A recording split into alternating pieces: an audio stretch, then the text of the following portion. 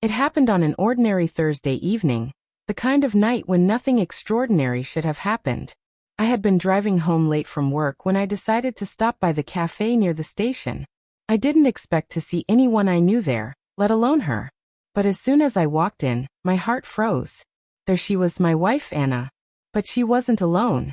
She was in another man's arms. The way she leaned into him, her head resting on his chest, his hand around her waist, it was more than just a hug.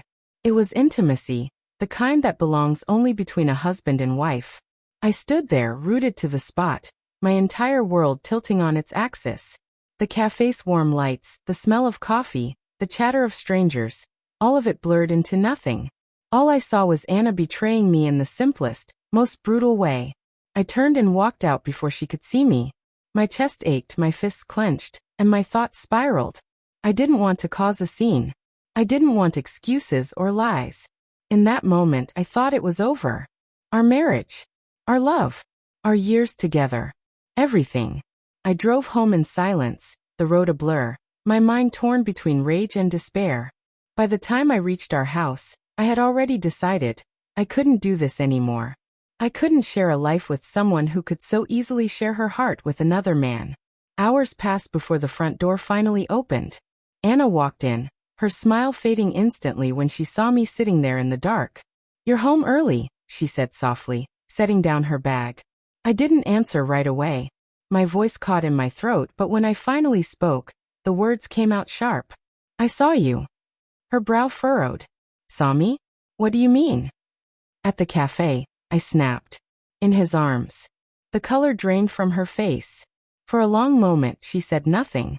The silence was heavier than any confession could have been. Finally she whispered, "It wasn't what you think." I laughed bitterly. "Isn't it?" Because from where I was standing, it looked exactly like betrayal. Tears welled in her eyes as she stepped closer. "James, please. Let me explain." But I couldn't. Not then. I walked past her, grabbed my coat, and left. I didn't want explanations. I didn't want excuses. All I wanted was to escape the pain clawing at my chest. That night, I stayed at a hotel. I lay awake, staring at the ceiling, convinced that my marriage was dead. I replayed the image over and over in my head. Anna in another man's arms. It was unbearable. But the next morning, there was a knock on the door. I opened it to find her standing there, eyes red from crying, hands trembling as she held onto the frame. "Please, James," she whispered. "Don't shut me out. I came back because I need you to know the truth." I hesitated, torn between slamming the door and letting her in. Against my better judgment, I stepped aside. She entered slowly, her eyes searching mine, desperate. "He's my cousin," she said finally, her voice shaking. "He moved back into town and I hadn't seen him in years. We grew up together. We were close. I was overwhelmed when I saw him, and I hugged him longer than I should have. But that's all it was. I swear to you, James, that's all." I stared at her, trying to read her face. Was she telling the truth? Or was this just another lie, another cover-up to keep me from walking away? "I thought you were everything to me," I whispered. "And then in one moment I thought I'd lost you." Anna's tears spilled over as she grabbed my hands. "You haven't lost me. You'll never lose me. I was careless, but I wasn't unfaithful. Please don't let this be the end." For the first time in hours, I saw something in her eyes: fear, desperation, love. And though part of me still doubted, another part wanted to believe her. Because despite the pain, despite the image burned into my mind, I still loved her. I pulled my hands away slowly.